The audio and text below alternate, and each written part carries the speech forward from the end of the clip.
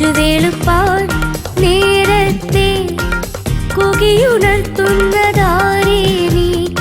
അമ്മ വിളിക്കും പാഠം പഠിക്കാൻ, അമ്മ വിളിക്കും നീരാടാൻ. മുടി പുതച്ചു കിടക്കും നേരം നീയൊരു ശല്യം പോവാല.